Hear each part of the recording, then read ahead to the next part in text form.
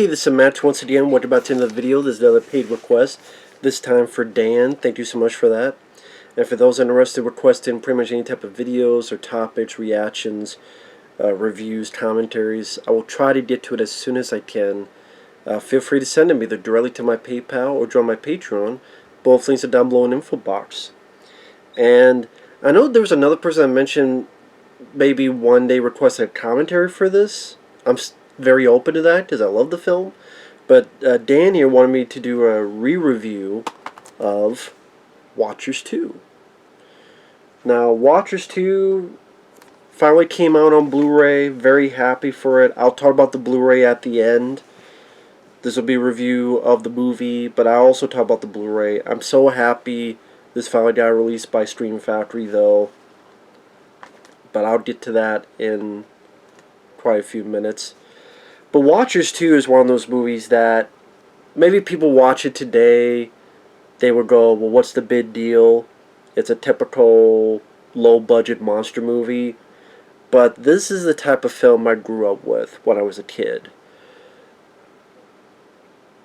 You know how you hear and watch interviews with directors, people in the business, and they will bring up, well, I used to watch this type of film when I was a kid, and a lot of them will be these 1950s sci-fi movies, or like The Thing from Another World, or Creature from the Black Lagoon, or these films, and they'd watch them on cable, on TV, or they'd watch it with Svengoolie or some other host, something to that effect.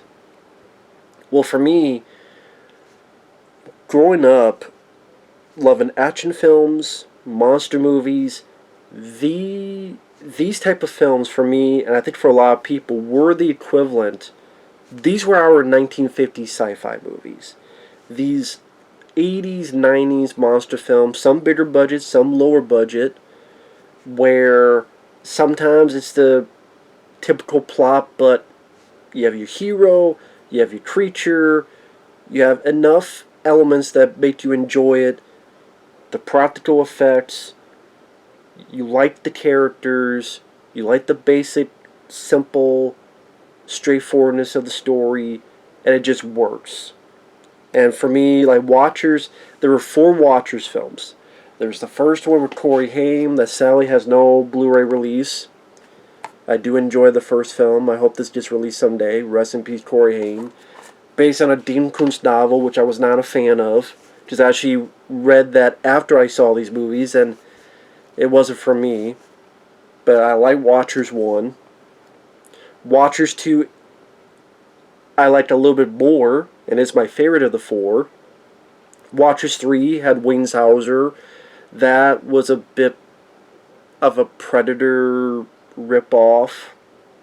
Took place in the jungle with soldiers, and Watchers Reborn, or Watchers 4, was the worst. It was a terrible movie with Mark Hamill, Lisa Wilcox from M Street 4, Stephen Mott from Graveyard Shift, the 1990 Stephen King's Graveyard Shift. Directed by John Carl Beechwood, may he rest in peace, but that one was very boring. Mark Hamill, I hate to say, was rather terrible in it. And none of these movies, the monsters were ever that great. The first Watchers, they hide a lot of it in the shadow, probably for good reason. Here you see the monster a bit more. There's not a great monster, though, as you can tell. It's the same director of The Terror Within, and he pretty much took his monster from The Terror Within and put it in this. I don't know why. Just sadly there's no interviews on here, but I just need to say budget. We need a monster, I got a monster. I'll use that. I mean, I appreciate it's practical. And like The Terror Within, I could deal... It's like I could deal with the design, but it's not fantastic or great. But whether it's nostalgia, whether because, you know, I prefer men in a suit than CGI, I could deal with it compared to other stuff. But it's not Aliens or Predator or anything of the site. Now, Watchers 2 came out in 1990. It was straight to video by Concord, which was Roger Corman's company. Where is Roger Corman's name. Yeah, producer Roger Corman. Terry Knotts is the name of the director. And the film stars Marc Senior and Tracy Scoggins. Marc Senior here would be in The Beastmaster. He was in The Beastmaster before this, I should say. He was on the TV show V. And then you have Tracy Scoggins, who would be on stuff like Babylon 5. Now, I remember this cover way back to the day. I remember we did not have a video store where we grew up with. So, to rent movies, it would either be at the gas station / grocery store, which is a very small town, very small, or you have to go like, I don't know, 30, 40 miles to where you could actually shop for groceries, and there'd be at Hy-Vee, which is a big grocery store. About as big as, maybe not as big as a Walmart, but the grocery part of your Walmart. About as big as that. And they would have a section with movies to rent. And even at that time, I had seen Watchers as a kid. I'm like, wow, there's a Watchers too? And that just, guy with a shotgun, there's a monster, peeping Tom behind them. What's this guy looking at? Well, there's peeping Tom some bitch right there. The simpleness of this just attracted me as a kid. You have the hero, you have the lady. As a kid, you're 7, 8, 9 years old, stuff like that. At least, maybe not nowadays, but back then, for kids like me, it did. Now, the story, I would say of the movies, this is maybe the closest to the novel, because the novel was about a guy who dealt with the military, and this woman. You have the golden retriever, you have the monster. But the novel just came off as more drama and a bit up its own ass, in my opinion. I'm not a fan of the novel. But Tracy Scoggins is trying to train and deal with this dog named Einstein. She cares for the dog, Tracy Scoggins. Pet psychiatrist is her monitor, but trying to see if the experiment worked. Doesn't know the alphabet, and the dog's playing dumb, but she doesn't know that yet. And these NSA creeps come in, and they did more than they bargained for. And the doctor, played by Jonathan Farwell, realizes something's amiss and covers up the evidence. Now, Mary Warrenov, she was in Eating Raoul. She had a bit role in Chopping Mall. She worked with Roger Corman a lot, even back in the day of Death Race 2000. She has a bit role saying this project shut down. The doctor don't like that, so have to find a way to destroy the evidence. So he hires these animal activists to wreck the place, and even they're like, well, why are you doing this? That's my business. I like animals. But it's in order for this ruckus to happen, and then he could cart the creature away silently, but it was destroyed in the fire, whatever. Things go awry. Einstein, the golden retriever, runs away. The creature kills some. It's not a gory, graphic film. I would say one of the nitpicks, I wish it was a bit of a gorier film. You do get some aftermath of people having their eyes messed up. Eyes have been popped out and gone, but it's not a gory movie. I would like to have been a bit gorier. With that said, I thought it moved at a good pace. I liked the music. I think the music by, who did the music, was pretty decent. Rick Conrad. Especially like the main theme. I like the music in the opening credits, but when the movie ends, and that music plays, and you hear that throughout the film, I do enjoy that theme a lot. And I do think the score is fairly decent.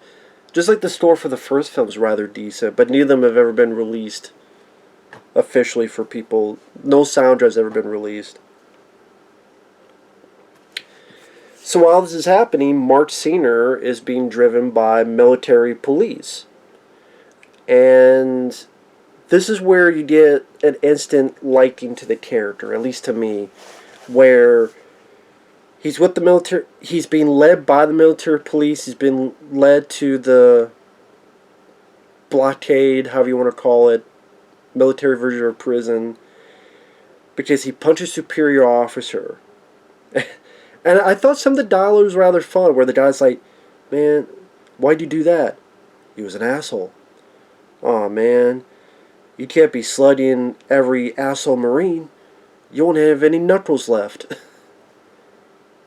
And also, based on action, you get us to like the character. Because the Einstein the dog's on the road, and Mark's like, hey, there's a dog on the road.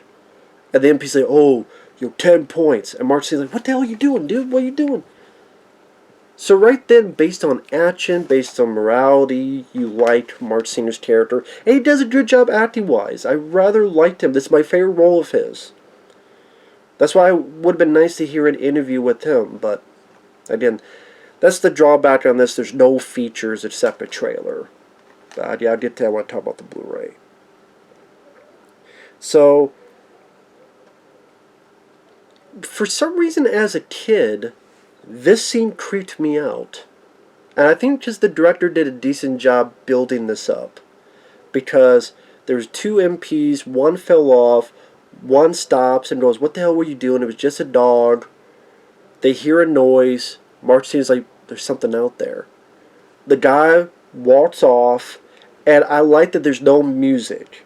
I think that's another one thing. In this scene, there's no music, so it makes the scene a bit creepier. And Marc Senior's watching. He's handcuffed, so he can't do anything. So you have a guy who's helpless, who's watching this guy disappear to the darkness. You hear him scream. You just see gunfire. And then you see the guy's helmet go into the headlights. And the body just flop into the headlights. Like the headlight beam. And no music. No musical sting. And I think as a kid, I put myself in Marc Senior's place, and that would be so creepy. You're in the middle of nowhere, you're handcuffed. That alone would be creepy. But then you see and hear what he sees and hear. And because there's no music, you can get more of his point of view. And just something as simple as that, like, as a kid, like, freaked me out. And then the monster starts killing the guy behind him. But the dog gets the keys to the handcuffs. That's another piece of music that I like, when they're trying to get the handcuffs out and drive off. And that's where Marc Senior and the dog start bonding with each other. And a lot of times a movie could be good, not just because what it does, but also because what it doesn't do. It doesn't do a lot of stupid things like various different subplots that get in the way. It's an hour and a half. It's very short.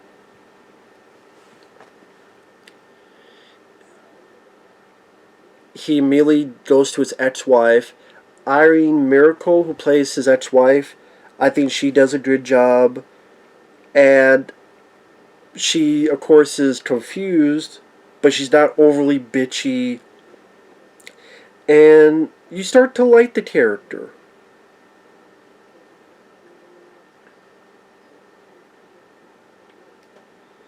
And I think, Marc Senior, he does a really good job in the role. Because he's confused what's going on. He doesn't understand what happened. It killed them. She's like, what, you're not making sense. And I don't just... not overdoing it. No melodramatic speeches. No overdoing the drama. It just... the sort of small talk that they probably had when they were used to be married. There's a little bit of humor, like the next morning, trying to get close. Hey, the guy she's with, he must be a snappy dresser. And even when she helps him out, it's like, thanks. Oh yeah, I wanted to... No. seriously, thanks for believing me. I don't know how else to explain it, but these little bits of dialogue help establish that there was a connection these two had in the past. That this, even though it's an ex-wife, she's no Amber Heard. Well, she ain't. She's not a turd. It's like she tried the right thing. She even lies to cops because she wants to stick up for him. These people are like, oh, well, he escaped, and she doesn't sell him out. She doesn't turn on him. She takes a leap of faith and believes in him. And it's like, oh, okay, that's sweet. And even the moment that she looks at an old picture of the two of them happy. And throughout the film, it's like it's little stuff here and there. Like when Marc Sr. is with Tracy Scoggins, and they watch this tape, and she's like, what? Dog spies and monster assassins? This is insane. Like showing how crazy the plot is. And then Marc Sr. goes, well, you get used to this when you're in the military. I thought that was rather funny.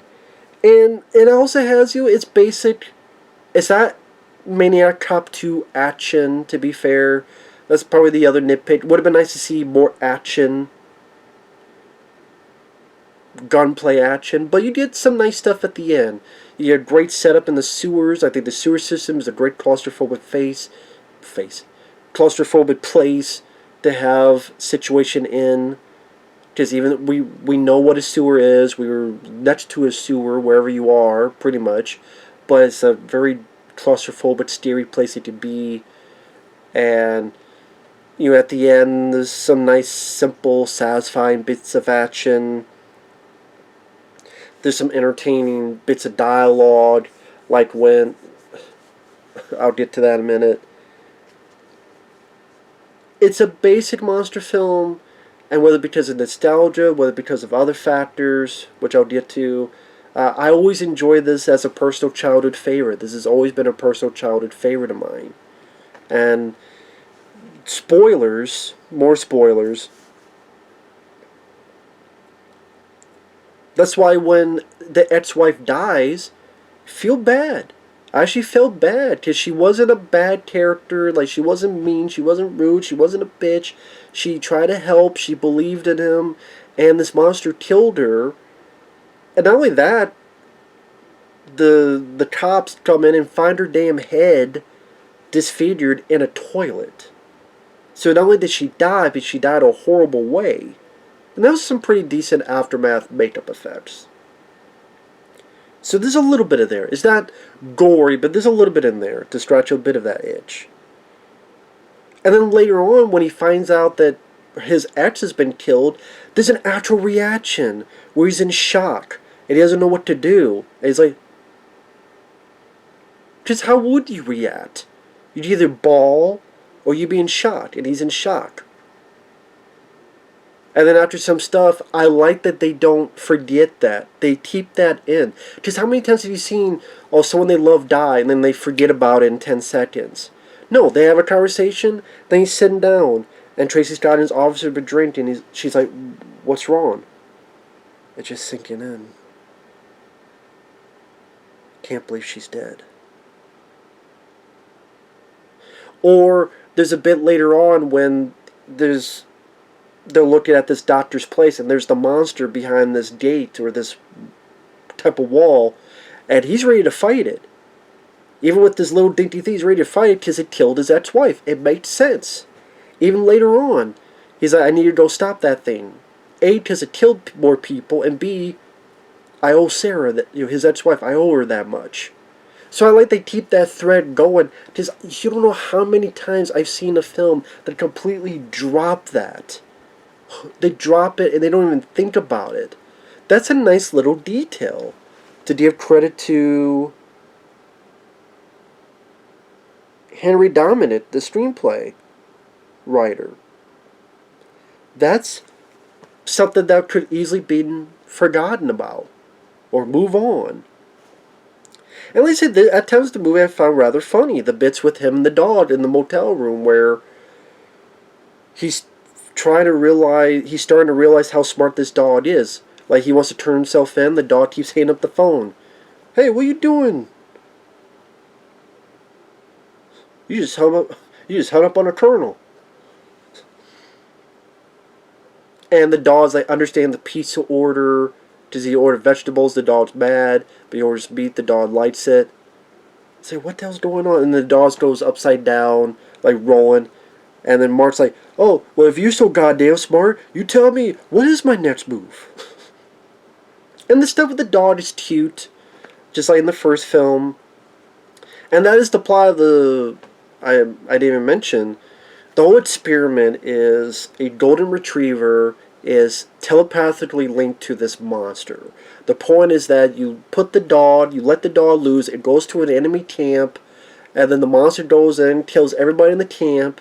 The dog will escape, and the monster will keep following it after it's killed everyone in that vicinity. And that was the basis of the Watcher's book, and that's usually what they take from the book and nothing else.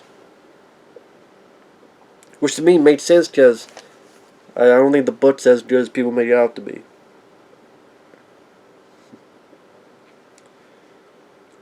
But I mean, the stuff with the dog being smart, and I think the trainers did a good job showcasing that.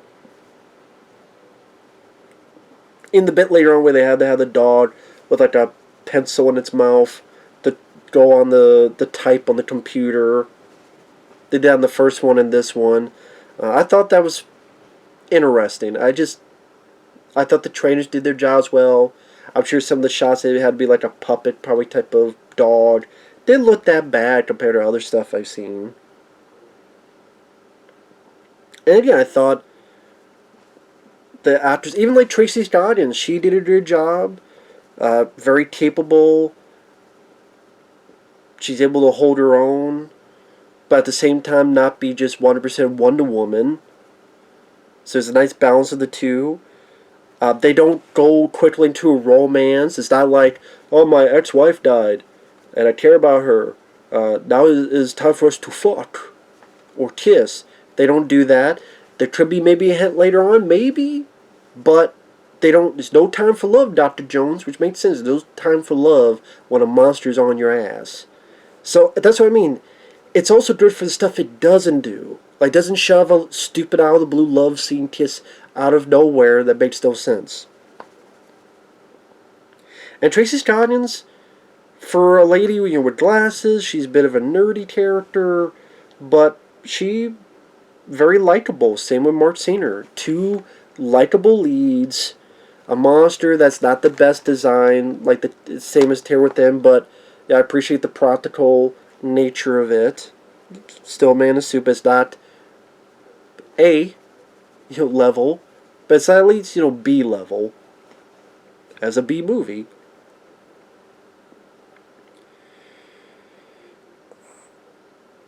And it has, it kills other people, kills some people in a motel room, other stuff. And there's even like a little side. I like the motel manager for some reason. Wait, you had a pet? You gotta pay extra for pets. Send me a bill. The guy's like, I don't know, something about that motel manager I liked. Like little side characters. That could be fun in a movie like this, where little side characters that just pop up and they have some type of personality that you like them or drawn to them.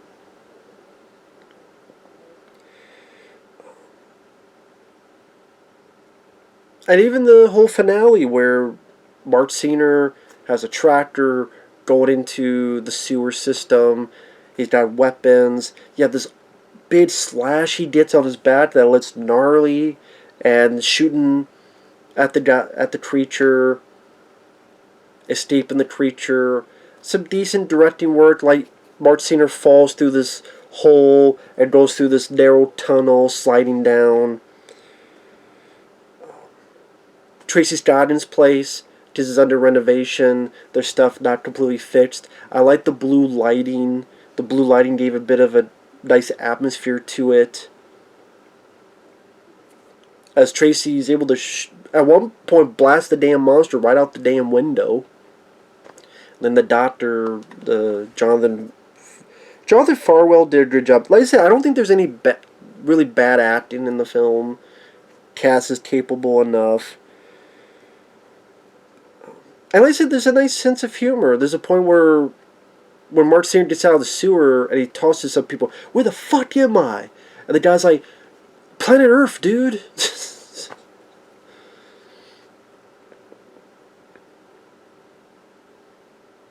Even at the end, you get some shotgun fun.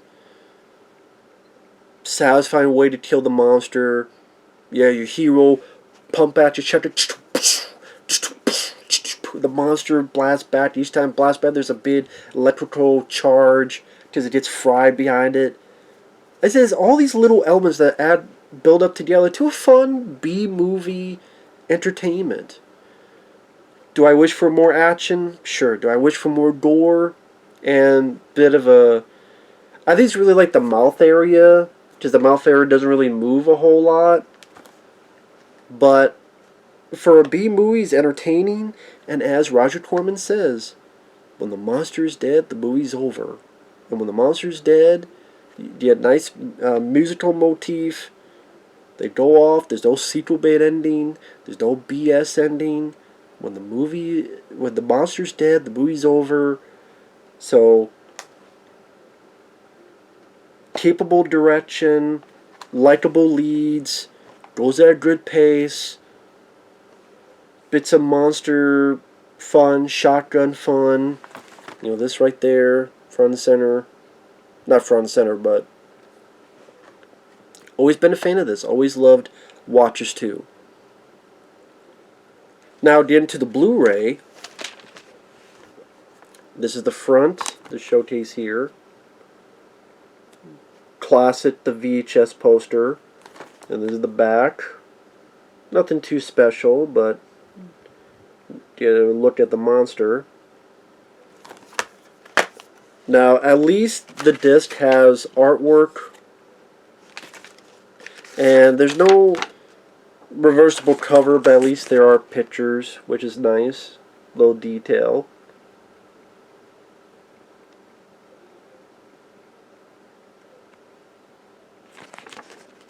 So that's nice.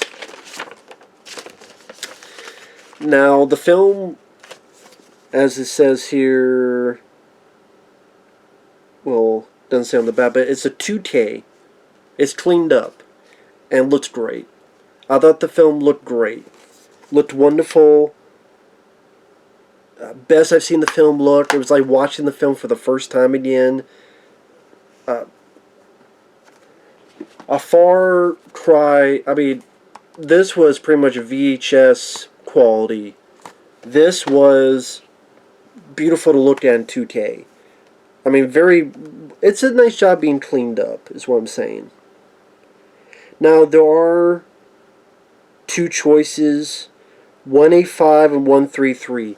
133 is pretty much full screen, as in, you'll have black bars here, you have black bars here, but you'll see a little bit more on the top and a little bit more on the bottom. 185, it fills your screen. It's kind of zoomed in. It fills your screen. But I watching that look perfect. It looked like naturally widescreen to me. There are no awkward heads being cut off, or this part was cut off too much, or like someone's talking, but it's zoomed, so this part's cut off, or this part's cut off. No.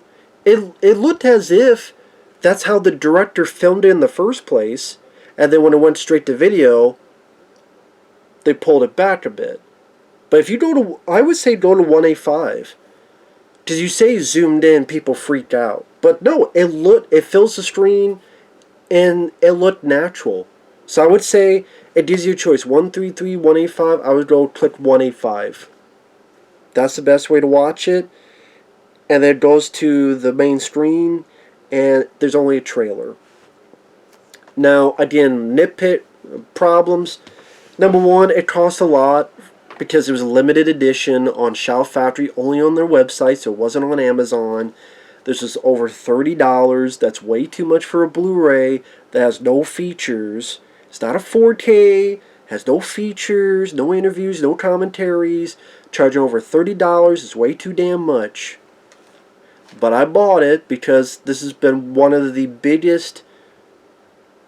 This is one of the movies I've been wanting for the longest time to get cleaned up on a Blu-ray. So you're damn right, And for me, this is the best thing of the year because this is a personal childhood favorite I've been wanting forever. So, damn Skippy, for me, is $33 worth it with shipping. For me, it's worth it. For a lot of people, who knows? I don't know if you don't get a lot of people blind buying this for $33.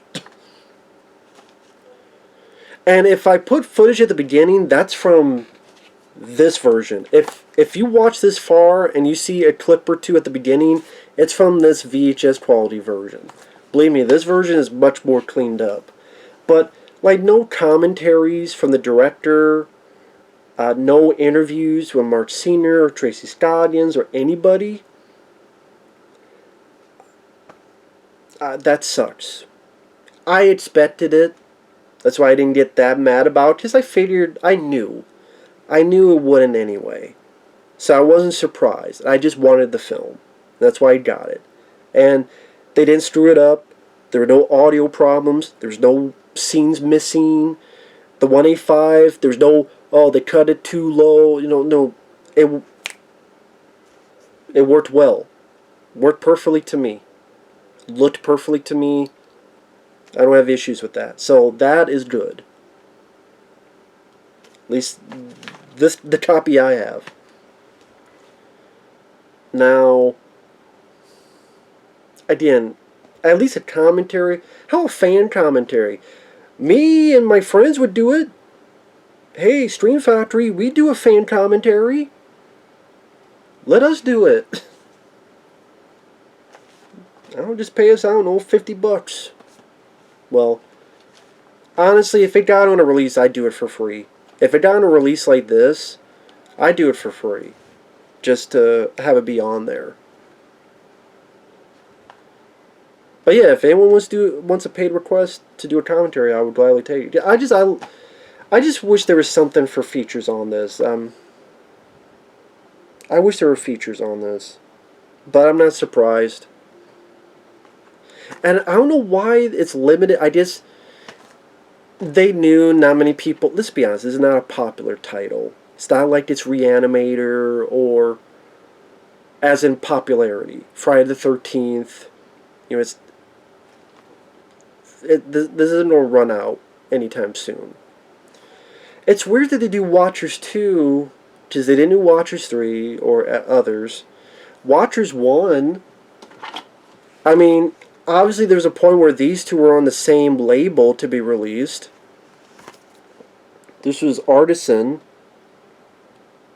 So I don't know if that means... I thought that became Lionsgate. So I don't know if that means Lionsgate maybe owns the first one and not the others. That's why I'm wondering if Vestron that did Watchwork 1 and 2 Blu-ray, if maybe they'll release Watchers. I hope the first one gets released. I thought maybe there'd be like a pack of... Okay, if you want to do like a 2-pack of Watchers 1 and 2 and it costs $33, I think that would fit better, even if there's no features. So, but I mean, I'm glad to have it. I'm glad to get it. It's my favorite physical release of the year. And I don't think anything will top it, because again, this is a childhood favorite. That's why I've been going on for like 30-some minutes. But, yeah, with that said, thanks for watching. Take care. And remember, don't be an REMF. If you want to know what REMF is, like this movie says, is a rear echelon motherfucker. Don't be a rear echelon motherfucker. Don't be an REMF. We'll see you guys later. Bye-bye. There was this colonel, a real REMF. REMF? A rear echelon motherfucker.